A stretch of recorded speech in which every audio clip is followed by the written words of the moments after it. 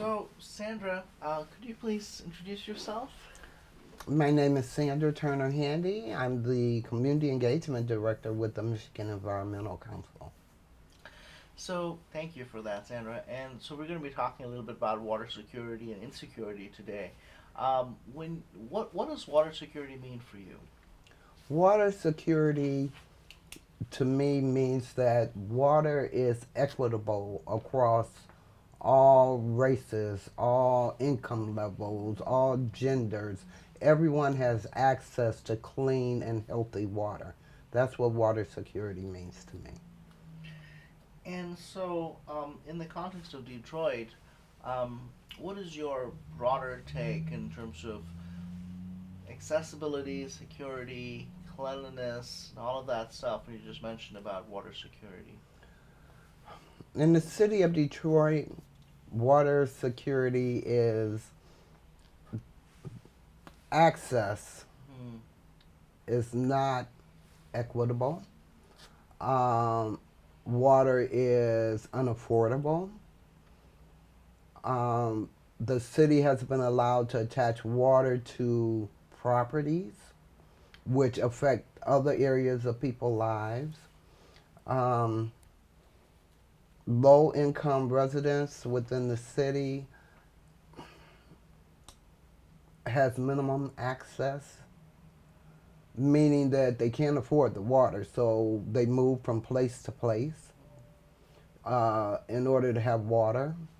Landlords have been able to put water bills on residents, which has, with water being attached to the property, should not happen. Um, it's just, I just see a great insecurity in the city of Detroit because we have not made provisions for the economy in which Detroit now exists. The fact that we have high unemployment rates, the fact that many of our residents are currently below the poverty line, nothing has no adjustments have been made to water rates so that this population can afford it. Hmm. So I wonder if you could talk a little bit about the scope of the problem, um, because when most people think about access and affordability in other parts of the country, for instance, um, they generally think it's only a few people or only a particular kind of people, and there's a lot of negative stereotypes associated Mm-hmm. with that. Mm-hmm. So could you just talk generally a little bit about the scope of the problem that you see? Many people think that water affordability is Detroit, and they're associated a lot with Detroit. They're associated with Detroit because of our low income status, the fact that we have so many people unemployed in the city and living below the poverty line. But believe me, it's a lot of people in the city of Detroit living above the poverty line that still can't afford their water. And it's not that they can't afford the water, they can't afford the sewage costs of the water. The water is very cheap. If they just had to pay a water bill, residents would be fine. But the sewage costs have went up because of the fact that our infrastructure is so old and it takes a lot more money now in order to filter the water and clean the water and all of that. So now residents are faced with these high sewage costs, and a lot of the homes in the city of Detroit are older. You know, we have older housing stock, so the piping may not be good in the houses. The toilet may not be running efficiently. So a lot of inefficiencies, are causing our residents to have to pay these high bills. And it's not just low income residents, it's residents across the board. Um, Residents are, many people think it's just Detroit. Let me go back to that. But this problem exists across the country. It is not just Detroit. Water issues are across the country, and residents, many are impacted by high costs of water or water and sewage, and the idea of affordability. A lot of residents are. I sit on a table, a table around water equitability. I think that's a word. Okay, equitable water. Okay, and it's a nationwide table, and we have people from Gulfport, we have people in California. Our table just goes across the scope of the United States, and we're all talking of water affordability, and which was a surprise to me because I'm thinking Detroit. I'm thinking Detroit. I'm thinking Flint, and yeah, okay. I'm putting it in a box in an urban context, and I'm thinking, these areas, in Michigan, which I should not do because now I found out that it's across the board. Everybody is being affected. When the UN came in and declared that this was a travesty for human rights, how did that make you feel?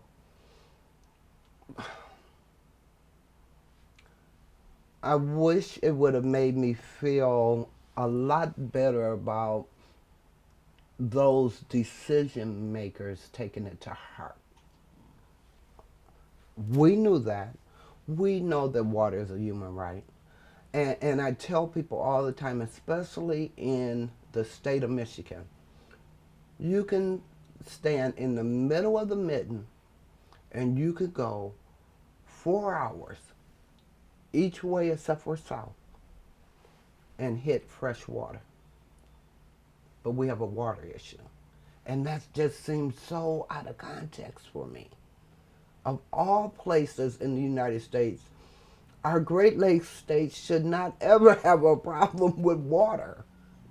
Maybe stewardship, because we have to learn how to better conserve our water and take care of it, but access to water, we have all the water in the world surrounding us, you know.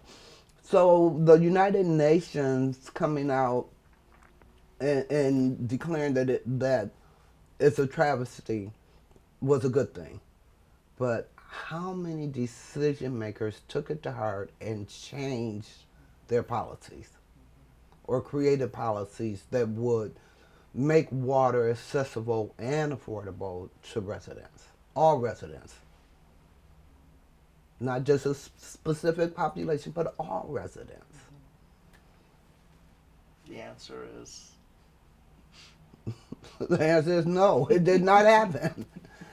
No one changed their policies to accommodate residents. Water is, in the city of Detroit, I will say this, water is a big commodity.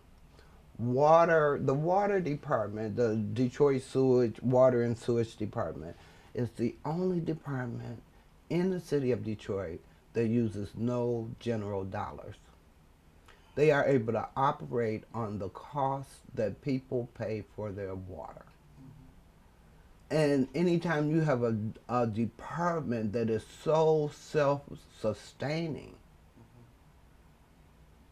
they have to be making money. I'm sorry, they're making money if they can sustain themselves without general fund dollars. So if they're sustaining themselves and they're making money, where's the upgrades to the infrastructure? Why has the infrastructure not been upgraded where sewage costs would be cheaper? And no one ever talks about that, how self-sustaining that department is, but the fact that it's not self-sustaining to the point where it could upgrade the infrastructure. And that's a problem to me.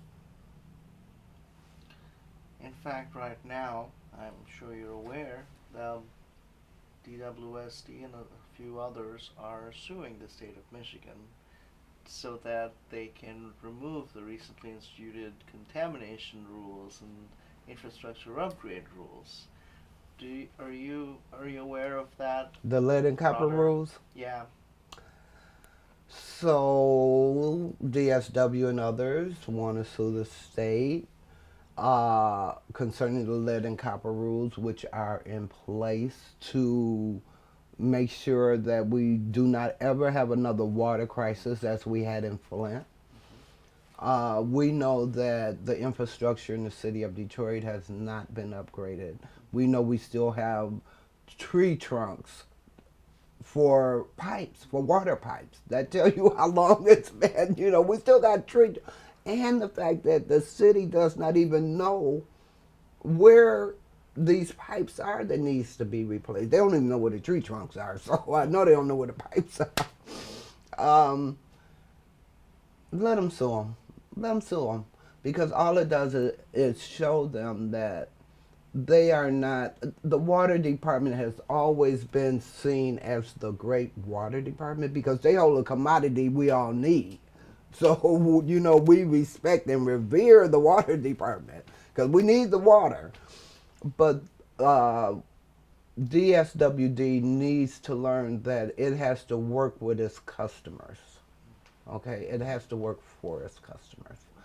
Um, I am a firm believer that the city is works for me.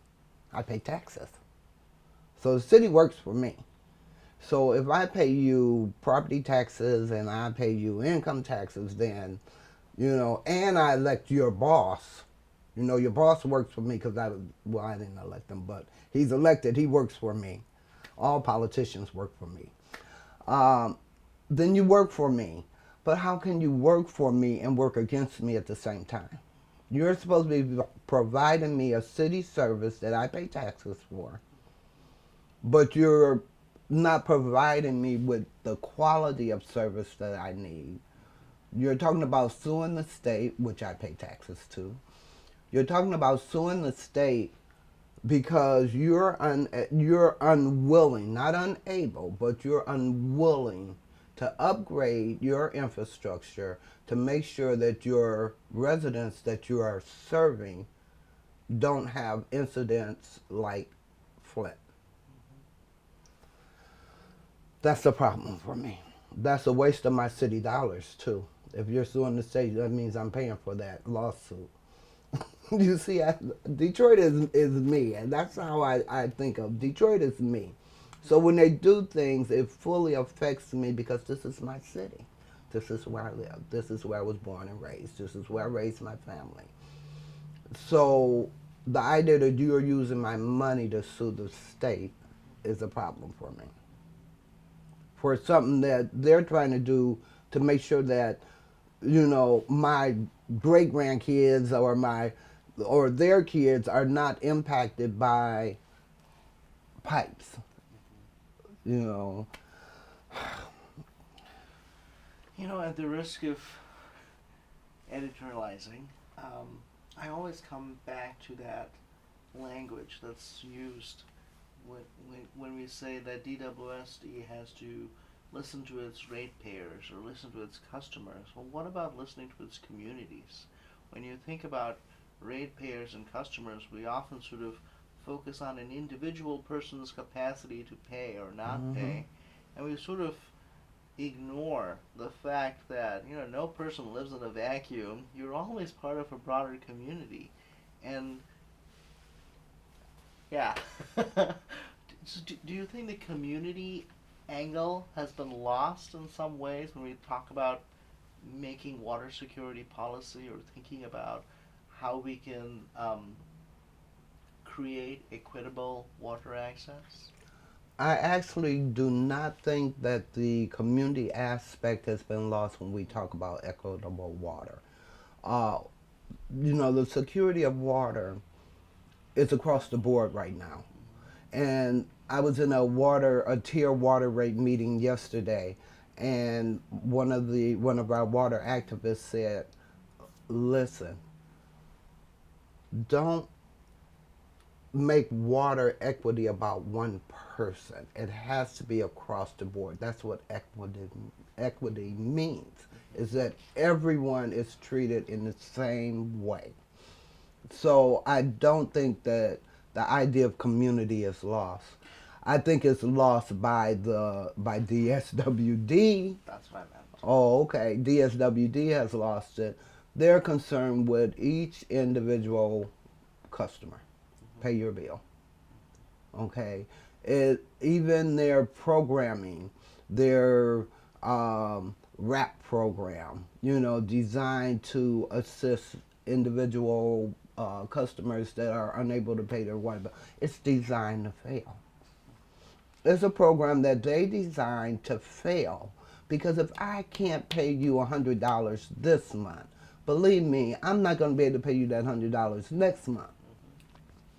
And the fact that you're putting all this on the arrears, are you waiting on me to have a windfall? Or, I mean, it has to be affordable. If I can't afford $100, find me a program that's going to allow me to be able to pay the 75 I can afford.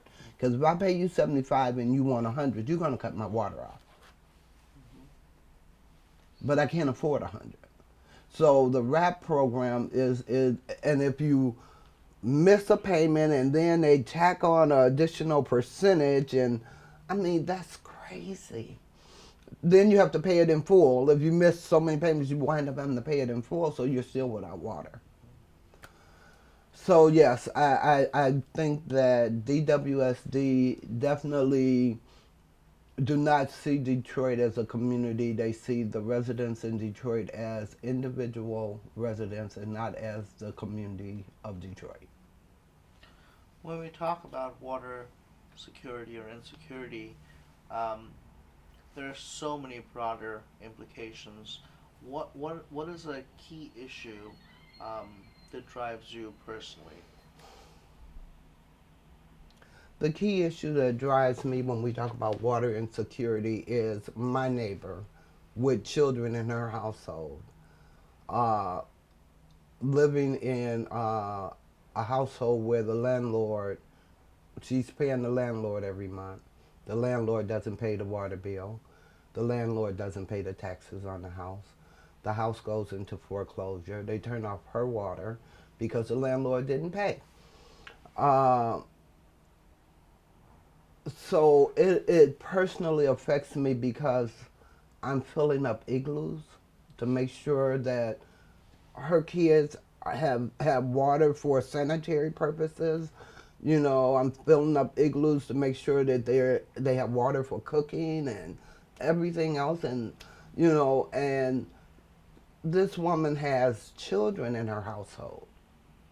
How can you turn off water when there's children in the house, knowing that after a certain period of time, which I think is 72 hours, if the state finds out you don't have water, they can legally come and take your children because that's neglect. If you don't have water, that's neglect. Because water is a necessary thing. So they put these families at risk, and that's why you have a lot of residents that they want to call them transient. They're not transient. They're trying to get to better conditions, better housing conditions. So did this woman move? No, she didn't move. She went down. I told her, go downtown. Talk to the land bank, took over this house. Okay, let's find a way. She was able to purchase that house. And now she has the water bill in her name. And her water has not been shut off since. You understand what I'm saying? But the idea that the residents have to go to it so much because our housing is not up to date, and the fact that the city is not on top of these absentee landlords that are driving these conditions that these families live in. So they're moving from place to place so that they can have water.